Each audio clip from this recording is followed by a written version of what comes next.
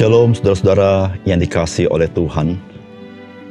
Firman Tuhan, yaitu Alkitab, memberitahukan kepada kita sesungguhnya kehidupan seperti apa yang kita hadapi di tengah-tengah dunia ini. Saudara, perspektif Alkitab adalah bagaimana Tuhan melihat kita dan melihat kehidupan kita. Saudara, itulah perspektif yang paling tepat di dalam mendefinisikan bagaimanakah dan apakah yang kita hadapi di tengah-tengah dunia ini. Saudara, biarlah kita mempunyai perspektif Alkitab itu, sehingga kita dapat menghidupi kehidupan kita ini dengan cara yang tepat. Salam jumpa dalam program Tuhan adalah Gembalaku. Saudara, kehidupan kita sebagai orang percaya digambarkan oleh firman Allah, sebuah kehidupan di dalam peperangan rohani. Saudara, lawan kita bukanlah darah dan daging, maksudnya bukan manusia, melainkan iblis. Saudara, iblis itu bekerja memakai segala sesuatu yang mungkin ia bisa pakai. Seperti manusia, pemerintahan, filsafat dunia, kemewahan dunia, hawa nafsu dunia, dan banyak lainnya.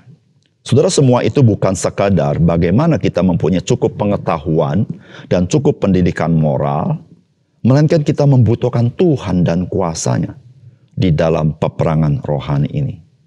Dan saudara, Alkitab menuliskan bahwa roh yang di dalam kita lebih besar dari roh yang ada di dunia ini. Itulah Roh Kudus yang kita terima saat kita percaya kepada Tuhan Yesus. Saudara, kesadaran bahwa seluruh pergumulan orang percaya adalah peperangan rohani, maka itulah yang harus membuat kita sebagai orang percaya selalu dalam keadaan siap siaga, yaitu kita senantiasa dekat dengan Tuhan, kita senantiasa mengenal Tuhan, kita senantiasa bergantung kepada Tuhan, sehingga saudara, kita kedapatan sebagai orang-orang yang lebih daripada orang-orang yang menang. Saudara, mari kita membaca Yosua pasal 5 ayat 13 ayat sampai pasal 6 ayat 27. Ketika Yosua dekat Yeriko, ia melayangkan pandangnya. Dilihatnya seorang laki-laki berdiri di depannya dengan pedang terhunus di tangannya. Yosua mendekatinya dan bertanya kepadanya, "Kawankah engkau atau lawan?" Jawabnya, "Bukan, tetapi akulah panglima bala tentara Tuhan. Sekarang aku mau datang." Lalu sujudlah Yosua dengan mukanya ke tanah, menyembah dan berkata kepadanya, "Apakah yang akan dikatakan Tuanku kepada hambamu ini?" Dan panglima bala tentara Tuhan itu berkata kepada Yosua, "Tanggalkanlah kasutmu dari kakimu, sebab tempat engkau berdiri itu kudus." Dan Yosua berbuat demikian. Dalam pada itu Yeriko telah menutup pintu gerbangnya, telah tertutup kota itu, karena orang Israel tidak ada orang keluar atau masuk. Berfirmanlah Tuhan kepada Yosua, "Ketahuilah, aku serahkan ke tanganmu Yeriko ini beserta rajanya dan pahlawan-pahlawan yang gagah perkasa. Haruslah kamu mengelilingi kota itu, yakni semua prajurit harus mengedari kota itu sekali saja. Demikianlah harus engkau perbuat 6 hari lamanya. Dan 7 orang imam harus membawa 7 sangkakala tanduk domba di depan tabut. Tetapi pada hari yang ke-7, 7 kali kamu harus mengelilingi kota itu, sedang para imam meniup sangkakala. Apabila sangkakala tanduk domba itu panjang bunyinya, dan kamu mendengar bunyi sangkakala itu, maka haruslah seluruh bangsa bersorak dengan sorak yang nyaring, maka tembok kota itu akan runtuh. Lalu bangsa itu harus memanjatnya masing-masing langsung ke depan."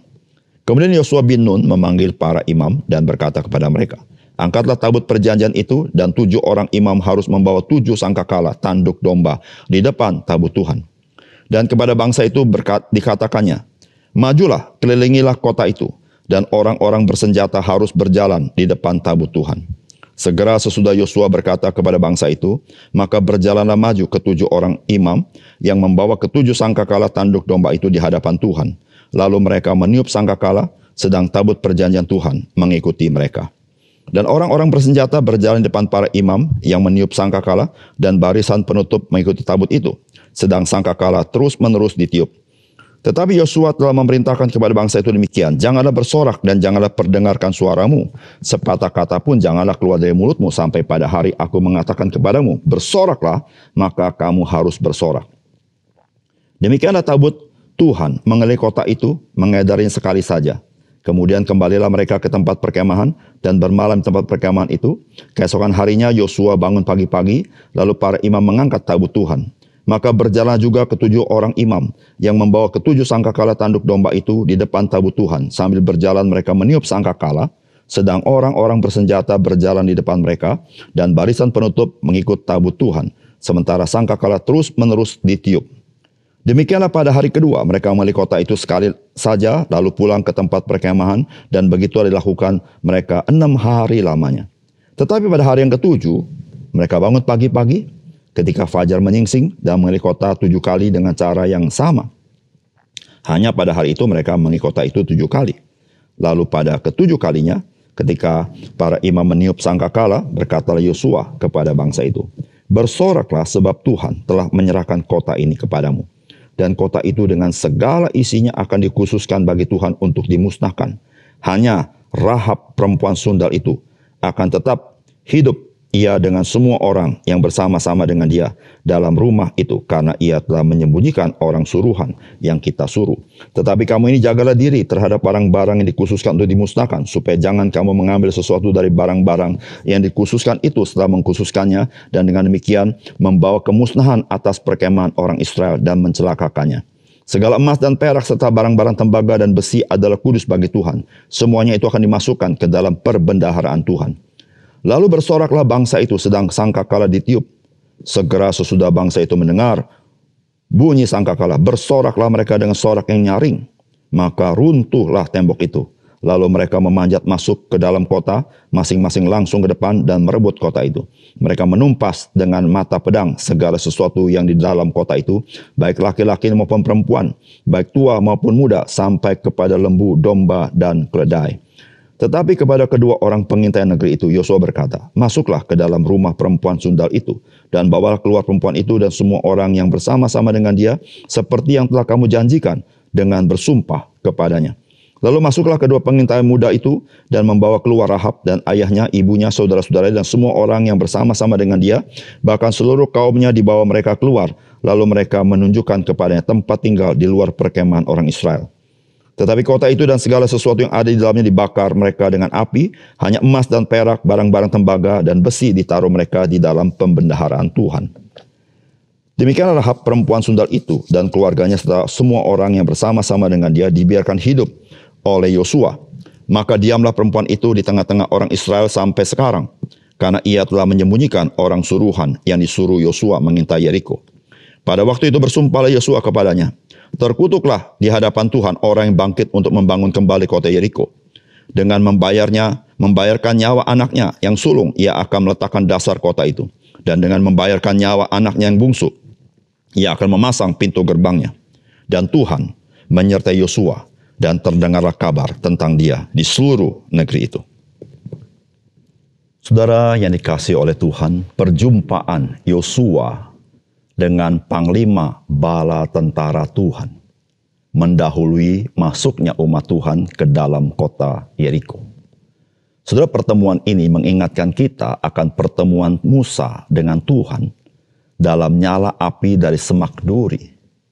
Dan Tuhan katakan, sebagaimana ia katakan kepada Musa, demikian ia katakan kepada Yosua, "Tanggalkanlah kasutmu dari kakimu, sebab tempat di mana engkau berdiri itu adalah tanah yang kudus." Ini saya kutip dari Keluaran pasal 3 ayat 5. Saudara, gambaran apakah ini? Saudara, kita tidak tahu dengan persis, namun dari penampakan yang ada, yaitu ada semak duri yang menyala, namun tidak termakan oleh api, kemungkinan memberitahukan kepada Musa bahwa ia bagaikan semak duri, yaitu gambaran tidak terpandang, begitu hina, dan semak duri itu menyala, namun tidak terbakar. Yang artinya, Musa akan mengalami penolakan Firaun, namun tidak dapat dikalahkan oleh Firaun. Saudara, alasannya cuma satu, karena Tuhan, dia ada bersama-sama dengan Musa. Saudara, sekarang panglima bala tentara Tuhan bertemu Yosua. Apa maksudnya? Saudara, ia menyatakan bahwa Yosua dulu ada panglima perang Musa. Sekarang Yosua menggantikan Musa memimpin umat Tuhan. Tetapi Tuhan ingatkan kepada Yosua bahwa Tuhanlah panglima bala tentara Allah itu yang akan berperang bagi umatnya. Saudara, apakah pesan firman Tuhan bagi kita? Saudara, yang pertama, saudara, peperangan rohani dipimpin oleh Tuhan. Dan sebagai orang percaya, kita harus melengkapi diri dengan seluruh perlengkapan senjata Allah. Saudara, firman Tuhan berkata begini, ketika Yosua dekat Yeriko, ia melayangkan pandangnya, dilihatnya seorang laki-laki berdiri di depannya dengan pedang terhunus di tangannya. Yosua mendekatinya dan bertanya kepadanya, kawankah engkau atau lawan? Jawabnya, bukan, tetapi akulah panglima bala tentara Tuhan. Sekarang aku datang. Lalu sujudlah Yosua dengan mukanya ke tanah menyembah dan berkata kepadanya, apakah yang akan dikatakan Tuanku kepada hambanya ini? Dan panglima bala tentara Tuhan itu berkata kepada Yosua, tanggalkanlah kasutmu dari kakimu, sebab tempat engkau berdiri itu kudus. Dan Yosua berbuat demikian. Saudara, sebelum bangsa Israel masuk ke tanah Yeriko, Yosua sebagai pemimpin umat Tuhan berjumpa dengan panglima bala tentara Tuhan. Saudara, siapakah panglima bala tentara Tuhan? Saudara, tidak lain, dia adalah Tuhan itu sendiri. Saudara, dalam perjanjian lama Tuhan seringkali menampakkan diri yang disebut dengan teofani, yaitu Tuhan menampakkan diri dalam rupa seperti manusia. Saudara, sesungguhnya itulah Yesus Kristus yang menampakkan diri dalam perjanjian lama. Tetapi Yesus Kristus dalam perjanjian lama, dia menampakkan diri bukan sebagai manusia yang sesungguhnya, hanya seperti manusia. Dan pada peristiwa inkarnasi ketika Yesus lahir di Bethlehem, dia baru datang sebagaimana manusia yang sesungguhnya. Saudara, kehadiran panglima bala tentara Tuhan kepada Yosua berbeda dengan penampakan Tuhan kepada Yosua melewat semak duri. Saudara-saudara, Yosua adalah panglima perang daripada Musa. Dia sudah memenangkan berkali-kali peperangan ketika dia mengikuti Musa. Sekarang dia sendiri memimpin umat Tuhan. Dan Tuhan perlu berjumpa dengan dia. Supaya Yosua sadar bahwa bukan Yosua sebagai panglima perang, tetapi Tuhanlah yang adalah panglima bala tentara Allah itu, yang memimpin peperangan bangsa Israel sebagaimana dia memimpin umat Tuhan keluar dari Mesir dan berjalan menuju tanah perjanjian. Saudara yang kasih dalam Tuhan, saudara, di dalam penampakan Tuhan kepada Yosua itu adalah penampakan Yesus Kristus di dalam bentuk teofani.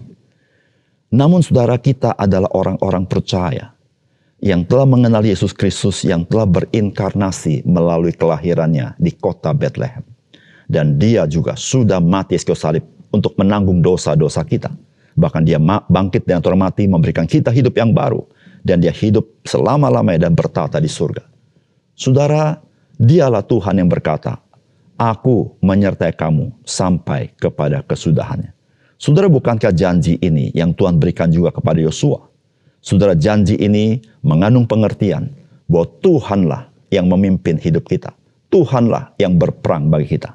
Sehingga saudara-saudara yang kasih dalam Tuhan, di dalam seluruh kehidupan kita yang adalah peperangan rohani, saudara, kemenangan itu adalah ketika kita mengikut Tuhan. Karena dia berperang bagi kita. Tapi ingatlah satu hal, engkau dan saya punya tanggung jawab. Yaitu engkau dan saya perlu melengkapi diri dengan seluruh perlengkapan senjata Tuhan. Bukan dengan cara-cara dunia.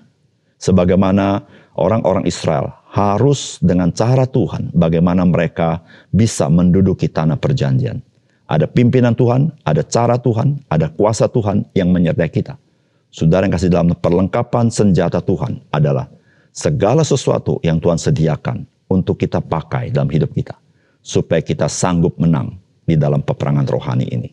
Yang kedua, saudara, ketaatan sepenuhnya kepada perintah Tuhan adalah rahasia kita mengalami kuasa Tuhan. Saudara, firman Tuhan berkata, tetapi Yosua telah memerintahkan kepada bangsa itu demikian. Janganlah bersorak dan janganlah memperdengarkan suaramu. Sepatah kata pun janganlah keluar dari mulutmu sampai pada hari aku mengatakan kepada kamu, bersoraklah, maka kamu harus bersorak. Saudara yang kasih dalam Tuhan, sangat menarik sekali bagaimana Tuhan meruntuhkan tembok Yeriko, saudara. Yang menarik yang pertama adalah bangsa Israel dengan pasukannya harus berkeliling kota Yeriko itu, saudara-saudara, di sekeliling tembok Yeriko itu selama 6 hari, 1 kali tiap hari. Dan pada hari ke-7 mereka harus 7 kali mengelilinginya. Saudara, ini sesuatu bentuk peperangan yang mungkin cuma satu-satunya, saudara ya, bagaimana meruntuhkan tembok, saudara. Tapi yang menarik adalah, saudara, perintah Tuhan melalui Yosua bahwa mereka itu tidak boleh mengeluarkan sepatah kata pun atau bersorak sampai mereka diperintahkan. Saudara, ini perintah apa? Saudara, di dalam kitab Yakobus pasal 3 ayat 2, sebab kita semua bersalah dalam banyak hal. Barang siapa tidak bersalah dalam perkataannya, ia adalah orang sempurna yang dapat juga mengendalikan seluruh tubuhnya. Saudara, menarik sekali. Tuhan melarang mereka mengeluarkan suara sepatah kata pun sebelum diperintahkan. Saudara, di sini mau memberitahukan kepada kita kemenangan daripada umat Tuhan. Ketika umat Tuhan taat 100% kepada Tuhan. Bukan saja dalam perilaku, melakukan berkeliling sebagai sesuatu yang sulit dilakukan kalau mereka tidak percaya. Tetapi juga dalam perkataan. Di mana dikatakan oleh Yakobus bahwa jikalau orang tidak bersalah dalam perkataannya, maka dia dapat menguasai seluruh tubuhnya. Saudara, Tuhan Yesus berkata, apa yang keluar dari mulutmu, itu keluar dari hatimu. Saudara, bayangkan, sampai berkata-kata saja harus ikuti perintah Tuhan. Artinya apa? Saudara, Tuhan memberitahukan kepada umat Tuhan satu pelajaran penting. Ketaatan mutlak kepada Tuhan. Itu adalah rahasia daripada mengalami kuasa Tuhan. Saudara, hidup kita seringkali tidak mengalami kuasa Tuhan karena kita hidup bagaikan domba yang berjalan sesuai dengan kehendak kita sendiri, sehingga kita tidak mengalami kuasanya. Saudara, ketika kita hidup taat sepenuhnya kepada Tuhan, sampai ke detail-detailnya, saudara, engkau dan saya baru melihat kuasa Tuhan yang melampaui akal budi. Itu kita alami dalam hidup kita. Saudara, kuasa Tuhan nyata ketika kita belajar taat sepenuhnya kepada Tuhan. Mari kita berdoa. Bapa surga, terima kasih untuk kebenaran firman-Mu. Biarlah kami sungguh-sungguh menyadari ya Tuhan, bahwa Tuhanlah yang memimpin peperangan rohani kami. Dan kami tahu ya Tuhan, ketika kami bersandar kepadamu dan kami taat sepenuhnya kepadamu, kami melihat kemenangan yang Tuhan berikan kepada kami. Bukan karena gagah perkasa kami, tetapi karena Tuhan, Engkaulah panglima, bala tentara yang memimpin di dalam peperangan rohani kami. Terima kasih Tuhan. Dalam nama Tuhan Yesus kami berdoa. Amin.